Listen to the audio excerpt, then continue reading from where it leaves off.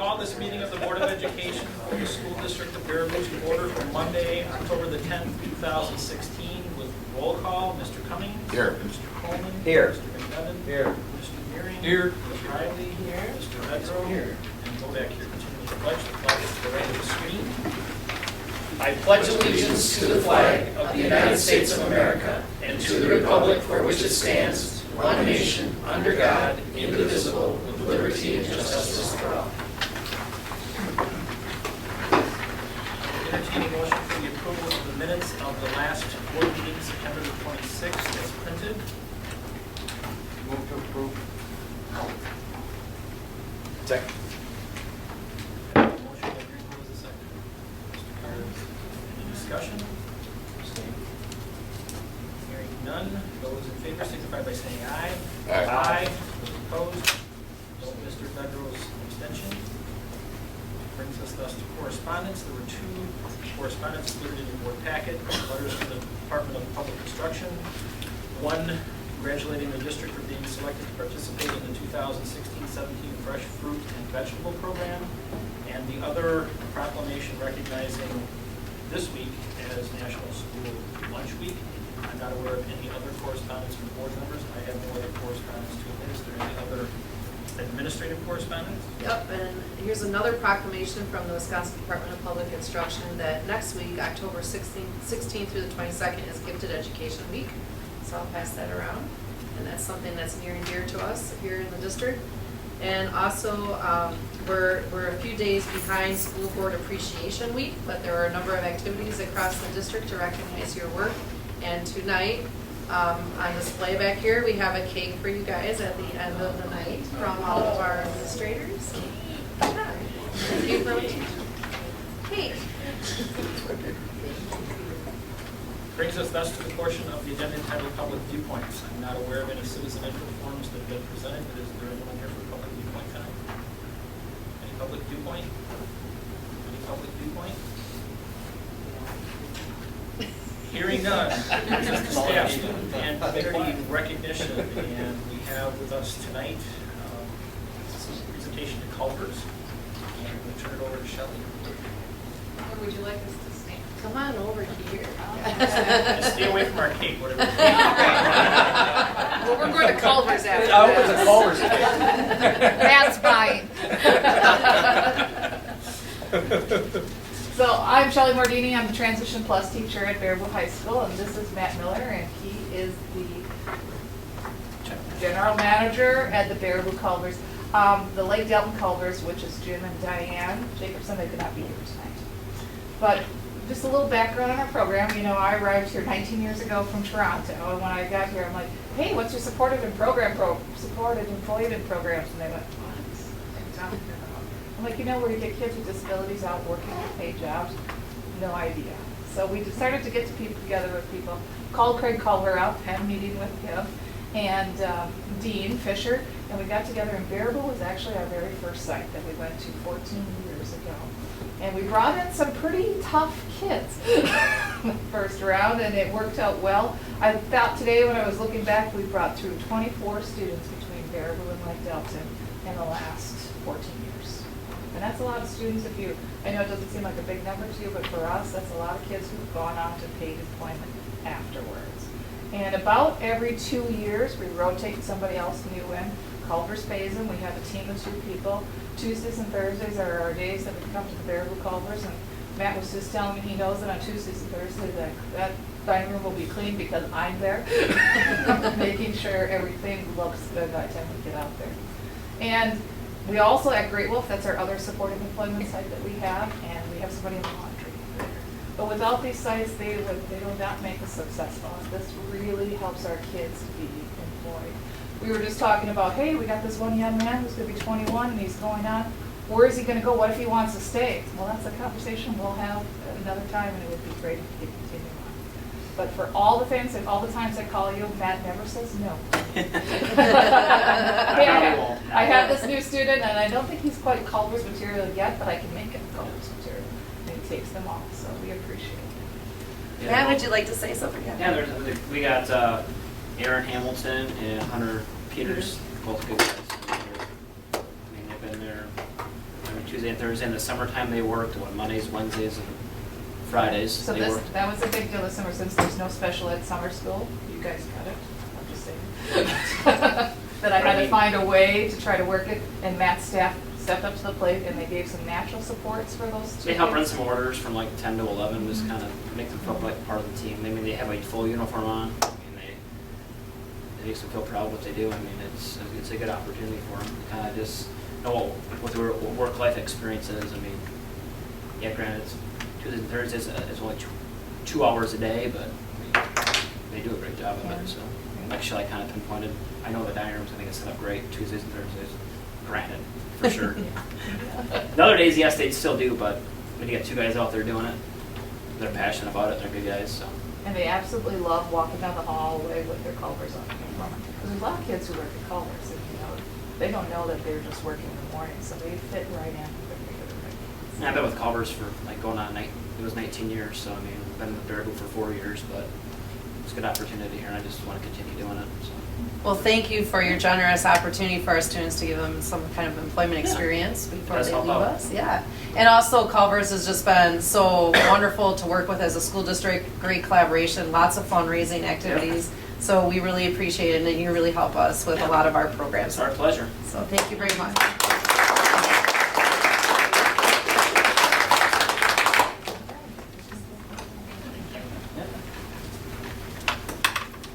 Brings us to continuous school improvement, and we have tonight. Looks like Miss Lean only. So going to double down. Double down first. All right, good evening. I'm Teresa Lean. I'm the district instructional facilitator, and I think I actually haven't presented when Mike joined the board. This is my 30th year in the Baraboo School District, 34 overall. And part of what we do is create opportunities for teachers in effort for this, what is that called, strategic? Well, yeah, the strategic plan. But the is- maximizing potential of all and then learners. personalized learning. But actually, I'm thinking of school improvement is what I am thinking about. So this year, we looked at the National Boards for Educators, and that certification process is extremely rigorous. And Liz Golden, she might appear behind my back here, she's at the dentist, was going to come and share with you her experience. But I can give you a little background in that it's been around for 20 or more years. They add certifications for different educators each time. In Wisconsin, honors the certification by reimbursing for the components that cost like $425 for each component. And then when they earn this certification, which is not easy to do, the state will give them a $2,500 stipend. I think it's now just up to 5 years. For 5 years, it also then replaces their license for the state of Wisconsin during that time. If they are at a school that has a high level of free and reduced, then it's an additional $2,500. So for example, at Abe, if a teacher was to earn this certification, it takes them 18 months to 2 years. And again, not everybody passes the first time. They would get $5,000 from the state for those 5 years because Abe has, nearly 80% free and reduced. But yes, it does match certainly it aligns with our strategic directions as far as maximizing potential for all learners and personalized learning, because this is based on their content. There she is. Could I stall it?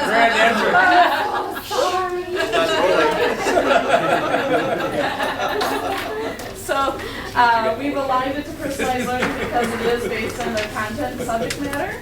We are going to use TLCs as a part of developing a cohort because it's really important. I know that we're going to access Amy's experience in the process because she has earned the national boards as a teacher. We have one teacher in the district who has the national boards, that's John Ames.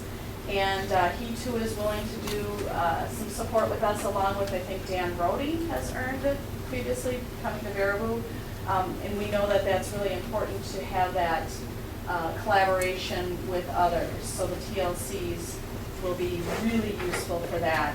We have high school science department world language department, other individuals that represent middle school and elementary that are interested in doing this work. And Ellen snuck in this little flyer for you that I got from a conference that we were at. They happened to be there, so I grabbed a bunch to be able to show you parts of that. But she will give you the real experience. Perfect. Hi, I apologize for my tardiness. You're just on time. Great. I'm Elizabeth Gold and I teach kindergarten at GLW, and I am in the middle of the National Board Certification process. So Teresa and Nikki asked if I would come today to speak a little bit to it. I apologize because I missed some of Teresa's intro, but I know I kind of entered the process at the time they were revamping the National Board Certification process.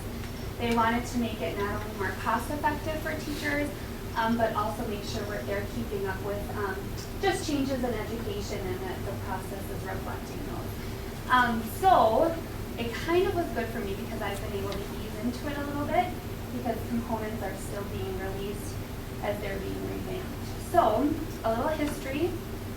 2 years ago, I did one component which had to do with differentiation and instruction. And I had to dive really deep into some student work samples and look at, kind of analyze them and decide how I was going to design my instruction to best meet these students' needs in the area of writing. So that's a real quick synopsis of what it looked like. So then last year I did 2 additional components, one being a content area test and the other focusing on a video recording component in teaching practice and learning environment. And then this year I will do component 4, which is not released yet. It's coming out any day, and I'm ready to see those directions of what I'm going to be asked to do. So I know I work with a lot of new teachers in the mentoring program and other teachers in our district, and they ask me, like, when they say, Liz, should I do coursework? And I say, absolutely, you should do coursework for this district. We have a great reimbursement program to do it. When they say, Liz, should I get my master's degree? I say, yes, I got my master's. I built these great relationships with people.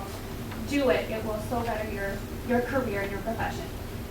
Liz, should I pursue a national board certification? And I take a big deep breath and I say, it is like the most meaningful professional development I've ever done, but it's also the most rigorous thing I've ever done in my life. So I really sit down and reflect with people and the people who've been thinking about jumping on board, because it definitely, like I said, super meaningful but super rigorous.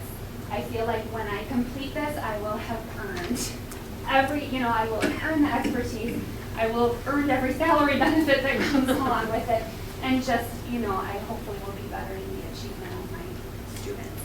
But I wanted to pinpoint like the 3 biggest takeaways I've had so far too, and then I'll let you get back to it. But I felt like when I did the content test, like what better way to see where my students have come from and where they'll be heading than to study the pre-K and first grade and second grade curriculum.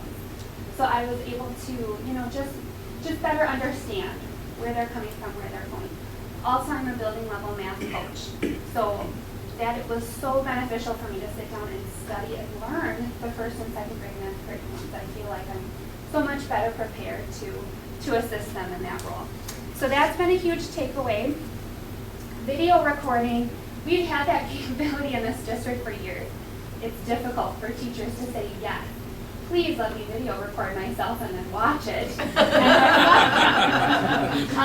I've got to tell you, seeing your instruction from a different lens is so beneficial. And what's helped me is mine was a small group and a large group experience. And I've been able to up my student engagement during large groups so much more. Like, how do I involve more kids in this process than one student at a time when we're in large group? So that's been hugely beneficial. And then when I was looking at the written student work analysis, I was able to design really specific goals for those kids that I was focusing on in their writing. And so now I'm thinking, how can I do that class-wide?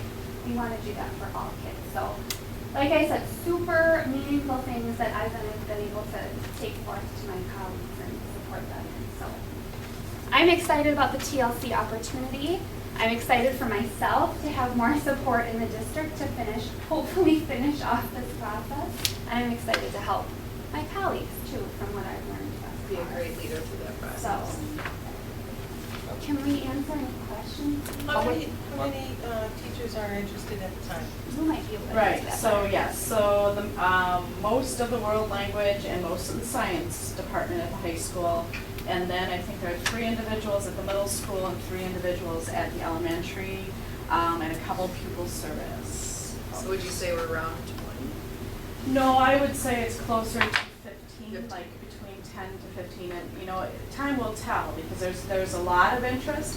One of the things, I think it might have been even a year ago, oh, maybe I shouldn't say, but like, one of our CISAs offered a cohort to do this work, and I thought, great, off my plate, go to CISA, go to CISA. And they went and found out it was going to cost them a great deal of money. So I went to Liz and I said, Liz, you know, if we got our heads together and we were really able to concentrate on this work, would it be more beneficial, do you think, that way, or paying, you know, nearly $1,000 for this support in, through that process? And, Yeah, I just felt, I'm actually doing it with another colleague, and we've been able to support one another for free, other than a few dinners out for like sanity breaks together. It's been, you know, the support has been free. And so I was really hesitant to hear about a big cost because you're already putting so many of your funds, you know, towards the process. There is a great reimbursement from the state as well. But again, we really don't want to be putting more money into it if we can support each other right here in the district. So. and one of the contingencies, and Amy, you can speak to this, because I hear it from everybody who has gone through it and earned the certification like you did. She mentioned as well when I met with her the other day that this is the give back, that's a big piece of it, right? Definitely. So, you know, help us out, and like I said, Dan Rhodey I know, John Ames, and then soon these 2. So I see it really growing. I think people, it's a little intense, like Liz said, and to hear Liz talk about the intensity, you know she means it. So I think every year there's just going to be more and more teachers involved in it. It's been, I can't tell you why it really hasn't been something teachers have sought after in the Baraboo School District. I'm not sure why I not. don't think it's been in the state of Wisconsin. Yes, it has. Yep. It has? Mm-hmm, yep. It has been sought in the Yeah. state of Wisconsin. Oh, yeah. Oh, yeah. So Baraboo to have one, you know, is really, for me, surprising. but- Atypical for our size. But I think now that it'll take off. That'll become- You said that during the time that,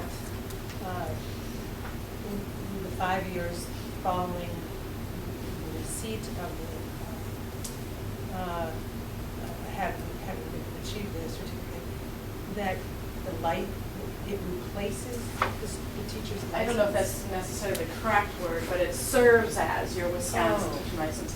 And that's a switch, unfortunately, it was 10 years along with the stipend, going for 10 years. And when she talked about the revamping, the national boards revamped it down to 5 to match what most states do for their licensing period anyway. So it's a bummer because it's a lot of work and 10 years would have been great, but they do then have, what do they call that, to earn like a recertification, which is a little less rigorous.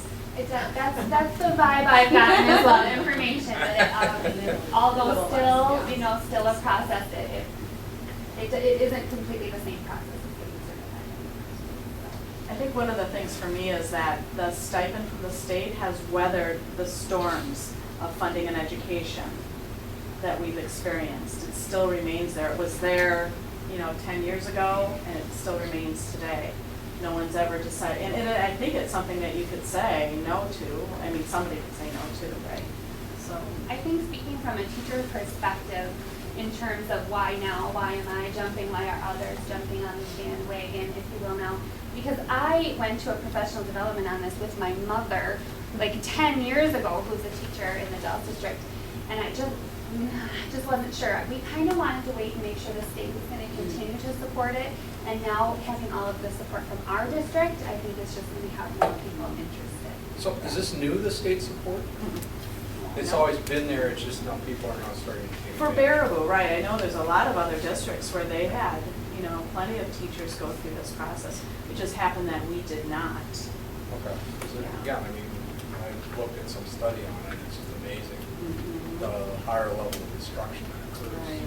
by having a national board Right. service. Yeah. Thank you for doing it. Thank you for all our teachers. Well, thank you for the time. I mean, Yeah. the time is really going to be a boost. You know, it's not going to replace time that they're going to have to put in, but I think just having that cohort and the collaboration. Yes, Absolutely. absolutely. Yeah, and some people right here in the district that have done it, and gone through it, that would be great. But it touches a lot of different people too, like, you know, the tech department, of course, right, helps with the videotaping. Sure. And, you know, we have so many great resources and people willing to jump in and help, so. It's also helped me learn a little bit, a different area. The Pally that I'm doing with it does not teach kindergarten. So as I'm reading their material, you know, I've learned about even other curricular areas Sure. that I would not have otherwise known about. Thank you. Thank you, guys.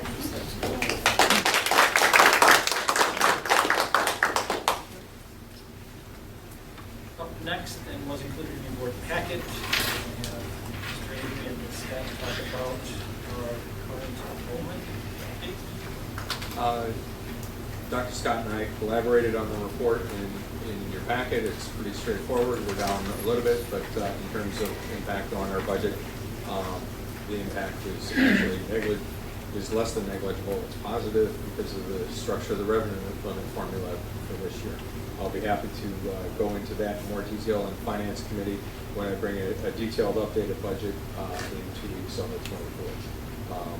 And at that meeting, we'll have the budget for adoption and tax levy for certification. Any questions about the report as presented? Not the report per se, but I'm happy with the budget structure and the budget limit makes the finances work well. The question that I have is how do we present ourselves to a larger community and increase our enrollment student basis, not just the finances.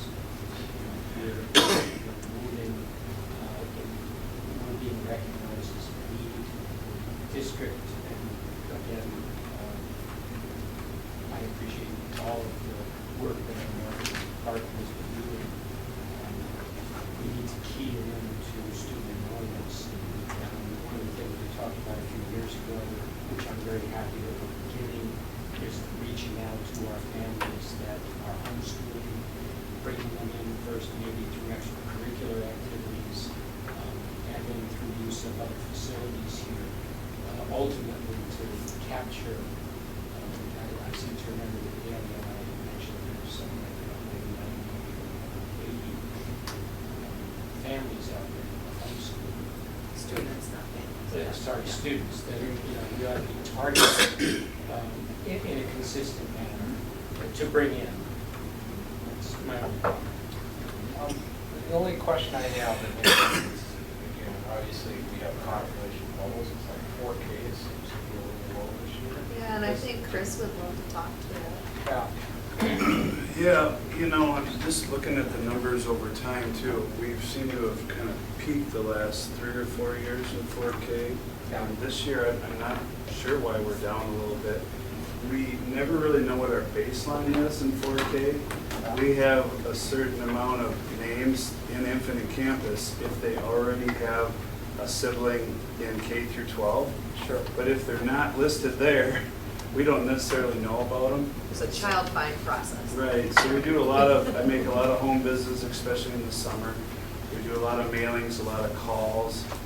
Our numbers in all of our 4K classrooms, not counting Head Start, are about the same where they were last year at this time.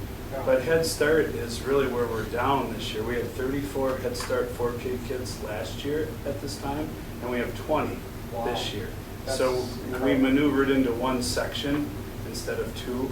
So that 14 student difference is about pretty close to identical to our decrease in 4K enrollment from last year to this year. So we're going to try to get this information in the quarterly district mailing.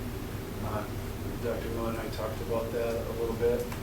hopefully that'll help us cast our net out there further. But what's difficult, like I said, is we just don't know what the baseline is. We do a lot of searching and we do a lot of getting the word out, but we don't always know how many are out there or who's out there. Yeah, yeah, I know. Well, and it's a trend across the state right now too, that people are having less children. So Yeah. there's, there are many variables that, play into our overall enrollment. And just like you were saying too, we continue to do the things that are attracting families into the district, and we need to continue to do those efforts. Oh, sure. But I think that the district has done a good job of finding all the children out there that need to be in schools, and also parents have choice, right? So. Well, that'd be an interesting, I mean, we observe the birth rates in the county. I mean, I don't have that are those information. figures available? Those figures are available. Yeah. Yeah. So, okay. They're a little deceiving, I think, to use those because being a county seat, having a hospital here, we can have a lot of births That aren't school districts aren't really here. So, yeah, I know, it's hard to really. We also have a trend that, every now and then we'll have a class size that's significantly lower.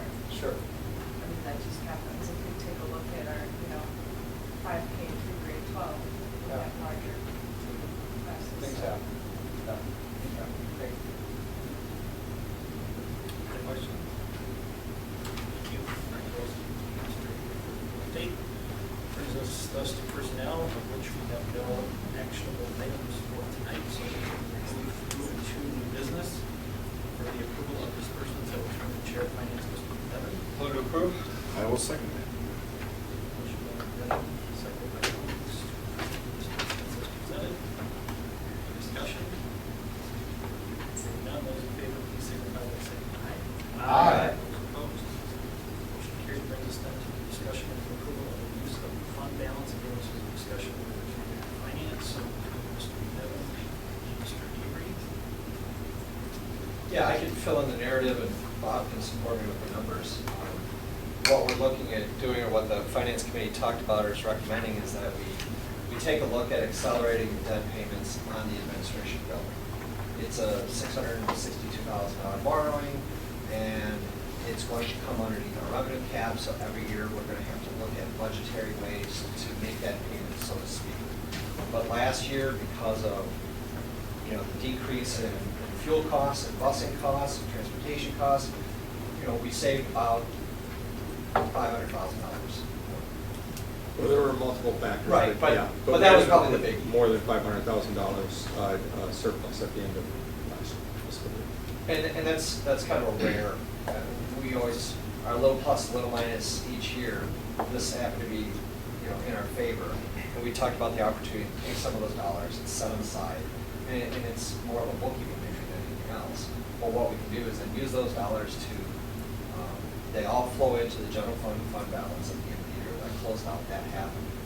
If a referendum should pass, there's going to be a bond rating, they're going to see that our fund balance goes up. They'll even talk about uses of fund balance. We could say one of the future uses is going to be pay down an accelerated payment of the administrative building. That should bode well, or should have no impact as far as negative. So we talked about allocating, was it 300? 400 to pay that down. It's not the full use of the savings, but it's a big chunk. He takes that interest out, gets that done, gets it down by $400,000, and then we can minimize any kind of budgetary impact moving forward. If there's ever an opportunity in the future to finish it off, we can take a look at it. We also examined, since the Finance Committee met, the impact of the cash flow borrowing, which is our next item. And the prepayment timeline basically goes from January through September each year with the State Trust Fund Loan Program, so we can borrow at a time, or we can make that payment after we hit our lowest cash flow point, so it doesn't have a negative impact on our cash flow borrowing, or force us to borrow more money, for the short term. And we are not incurring any penalties by making this early? No. And we're below the recommended fund balance, are we not? Well, there is no state recommended fund balance. There's Some state kind of average. ideal to say that. But you do have, your There- board policy is Yeah, 15%. board policy is 15, there's no state recommended fund balance, and then there's a ratio that would be ideal for cash flow purposes to avoid short-term, which would be closer to 25%. And if we go ahead and use the $400,000 this way, at what percentage will we be at in our fund balance? We are moving to, at the end of last year, we moved up to, I believe it was 12.5%, so this will put us back down to close to about. We were at 9. We were under 10. We were under 10. Yeah. So I understand the suggestion is this payment be made now or in January? We would not be able to make it until January, and I would actually hold off until March to actually make it, so that we're past our lowest cash flow position, and it would still come out of this fiscal year. Would that, in waiting until January, that money would still be in fund balance? If Yes. it would have any impact on the bond rate? Would be Yeah, to our You benefit? didn't, Bob, you didn't think it would have any kind of an impact? Either No, way. and I asked, I shot an email off to Mike Clark, our financial advisor at Baird, and he said, we're towards the bottom end of a AA3 on the initial rating on the scorecard, but that initial rating will go up and down. We've been at that rating consistently since Moody's restructured the scorecard, so it shouldn't have an impact at all. And particularly since it's being used for a one-time purpose, Moody's looks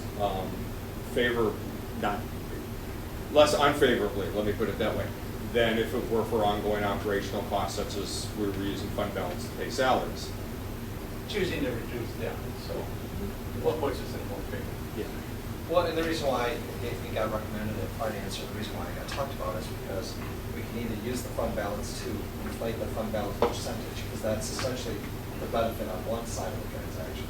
The other side is actually use it to reduce the debt, reduce the interest payments, and reduce the budgetary impact. So we either leave it and have a higher fund balance percentage, or you use it to. So one is more theoretical and the other is more practical. We do get practical benefits from what you're recommending, if I'm hearing correctly, significant benefits. Yeah, well, it would reduce our payments and go from 10 years down to 3 to 4, assuming that we didn't make any additional. Yeah. Thank you. And what is, refresh me on what is the interest going to be on our $660,000 It's 3%. And does that remain the same as long as we're in AAA? The percentage rate for the state trust fund loan program has no bearing or has no relationship to what our bond rating is from Moody's.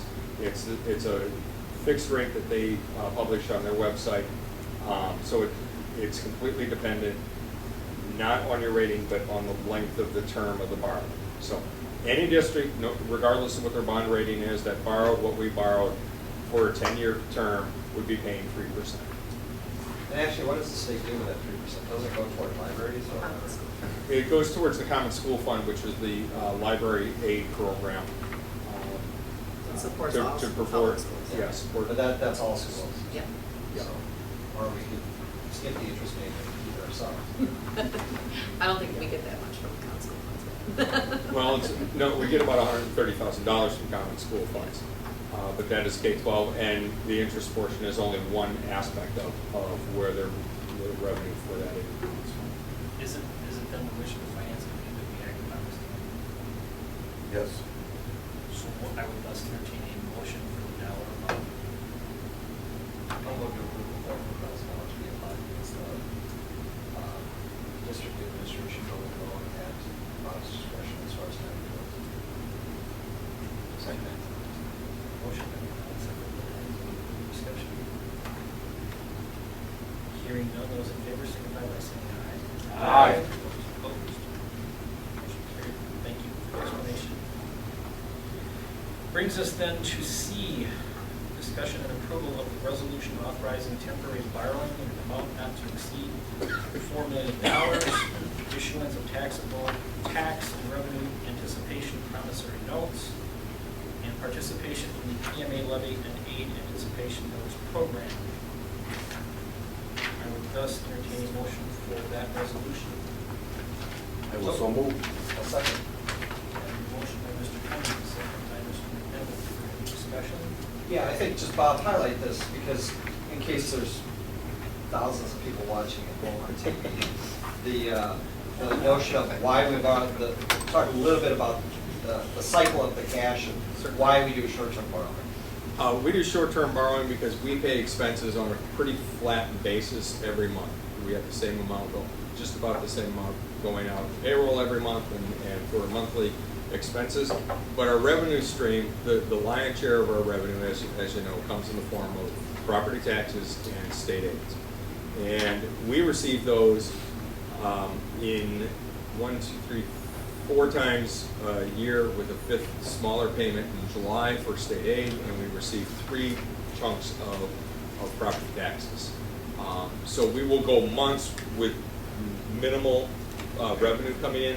Meanwhile, we continuously have to pay the bills. We have to pay utilities. We have to make payroll, and so our cash flow, because we don't have 25% fund balance with significant reserves available to us, means that there will be times when we don't have enough money to pay it if we didn't do a short-term borrowing. This district has done short-term borrowings for a number of years, and for the last several years it's been between $4 and $5 million. Last year was 4.5. We're down to $4 million for this year, and I think that it will just make sure that we can make our payrolls and pay our bills. I just passed around a chart that shows the blue line shows where our lowest point of projected cash is each month, and you will notice that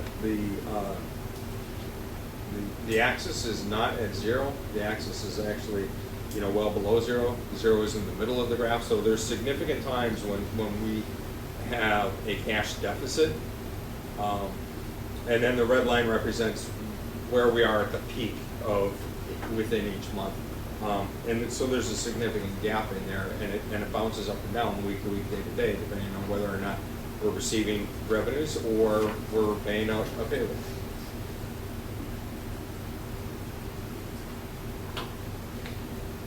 Any further questions? As the resolution indicates, request for roll call vote. There are no further questions on this. Roll call for the motion is presented and seconded. Mr. Cummings? Yes. Mr. Coleman? Yes. Mr. McDevitt? Yes. Mr. Mearing? Yes. Ms. Riley? Mr. Bedrow? Yes. And Bogart? Yes. Thus the motion passes and the resolution approved. And that moves us then to D, which is the approval of the spring 2017 semester youth option requests. Background was included in the board packet, and I counted it involves 34 students and a significantly higher number of courses. I would thus ask for a motion to approve the option requests. Second. Motion by Bedrow, seconded by Mearing. Any discussion? It's the same thing that we see every time. There's a lot of courses listed, but not every course is actually. Right, the strategy that the students use is they'll request as many courses as they have interest in because it's based on acceptance, whether, there's space for them in those courses. The UW students get first shot. Correct, right, so that's why they have a list of courses in Sure. case that they can't get into one, they have an alternative.